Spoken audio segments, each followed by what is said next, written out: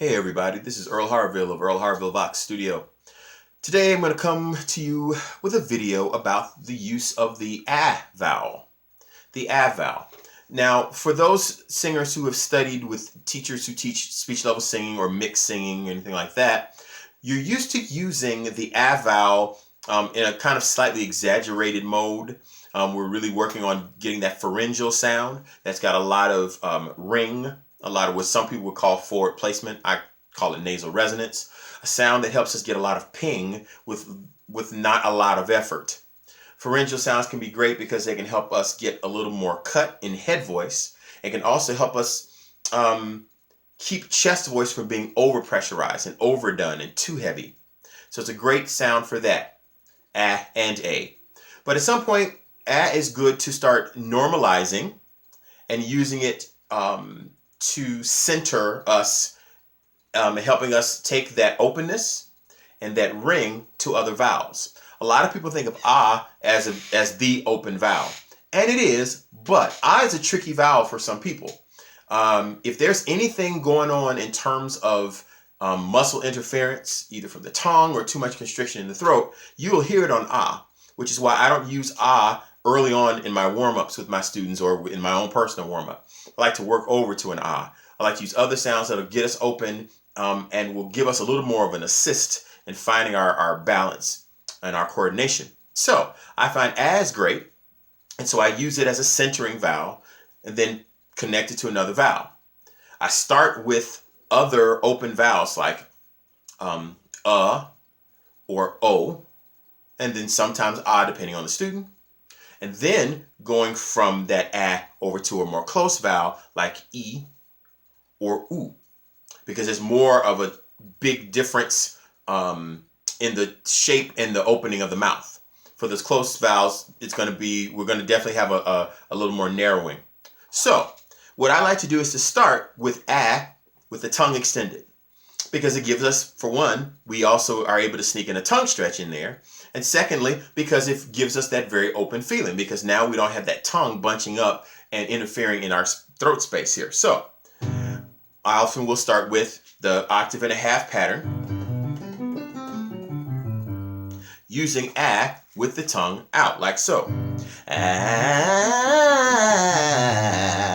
ah,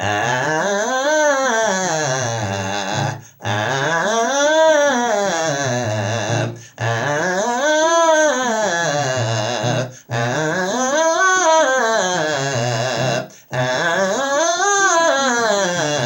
Now that's all the way to the G above middle C. Now I'm a bass baritone, so for me to be able to have that much sound there, definitely means that I'm not flipping to pure head voice or a light falsetto, but neither am I pulling chest voice all the way up into a yell.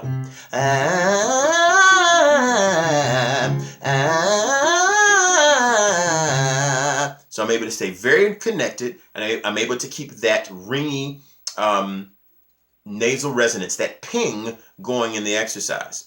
So after the student can do that, then we move on to go from ah to another vowel. And again, I like to go with something more open. So I often will use o next, because I find that a lot of my students, especially if they come from a choral or classical background, sometimes will over round their O's, even when they're singing pop music or attempting to sing pop music or musical theater or gospel or something like that. So what I do now is to keep the tongue extended at first for the ah, and then the tongue let it find its normal resting space for o, like this. Ah, oh, ah, oh, ah, oh, ah, oh,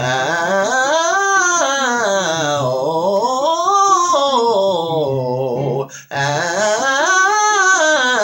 oh. That's the A flat 4 above the middle C, below tenor high C. Again, I was able to maintain good connection. I didn't have to get markedly louder as I went higher.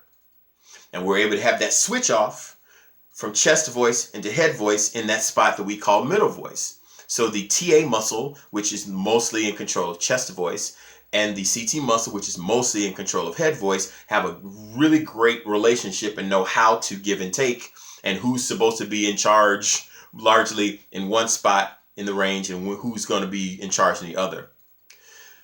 Once the singer can do that, well, going from an ah to an o or an or an ah, then we shorten the scale, which will now add more resistance.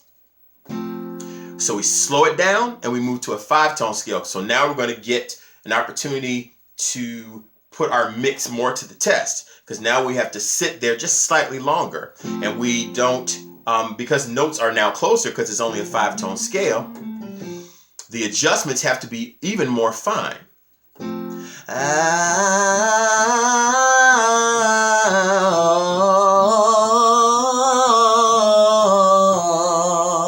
Depending on the student, at this point, you can go ahead and let the tongue come back into the mouth for ah, and you don't need to do the extension anymore.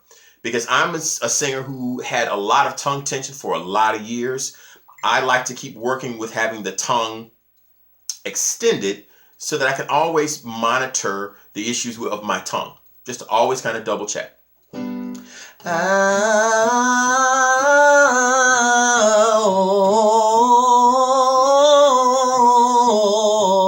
I got a little louder on that one. I didn't like that so hard.